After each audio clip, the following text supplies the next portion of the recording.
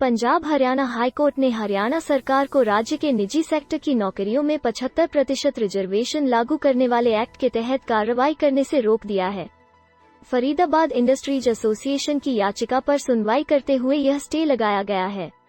इससे पहले इस मामले में हरियाणा सरकार की ओर से भी अपना पक्ष रखा गया, लेकिन उनकी दलीलों से हाईकोर्ट संतुष्ट नहीं हुआ। हरियाणा सरकार को मामले में नोटिस जारी कर उनका जवाब मांगा गया है। जस्टिस अजय तिवारी और जस्टिस पंकज जैन की डबल बेंच में मामला सुनवाई के लिए लगा हुआ था। दरअसल मुख्यमंत्री मनोहर लाल खट्टर की सरकार ने Haryana state employment of local candidates act 2020 के तहत निजी सेक्टरों ने नौकरियों में युवाओं को 75% रिजर्वेशन देने का ऐलान किया था। इस एक्ट से प्राइवेट सेक्टर नाराज था। सरकार ने नवंबर 2020 में इस एक्ट को नोटिफाई किया था। राज्य सरकार ने संबंधित एक्ट को 15 जनवरी से लागू करते हुए निजी कंपनियों को इसकी पालना के आदेश दिए थे, जिसमें निजी सेक्टर की कंपनियों को 3 महीने में रिपोर्ट पेश करने को कहा गया था। फरीदाबाद इंडस्ट्रीज एसोसिएशन की ओर से एडवोकेट एवान सिंह खोसा ने दलीलें पेश करते हुए इस एक्ट को हाईकोर्ट में चुनौती दी। इसे असंवैधानिक बताते हुए रद्द करने की मांग की गई है। याचिका में दलील दी गई थी कि यह योग्यता के सिद्धांत के विरुद्ध है। सरकार ने 30,000 रुपए तक के वेतन तक की नौकरियों के लिए ही इस एक्ट के तहत सेवाएं जारी करने के आदेश दिए थे। हरियाणा की औद्योगिक स्थिति राज्य में बहुत सारी बड़ी और छोटी इंडस्ट्रियल यूनिट लगी हुई हैं। हरियाणा में कार, ट्रैक्टर, बाइक, साइकिल समेत कई उपकरण बनते हैं।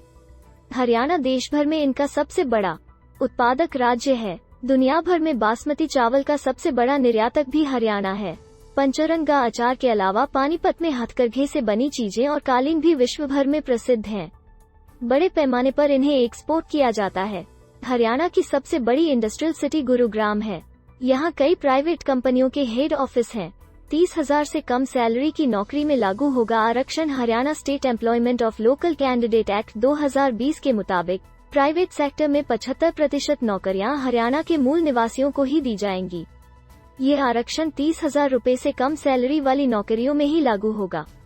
जिस जिले में कंपनी स्थापित है, वहां के केवल 10% युवाओं को ही नौकरी में आरक्षण मिलेगा।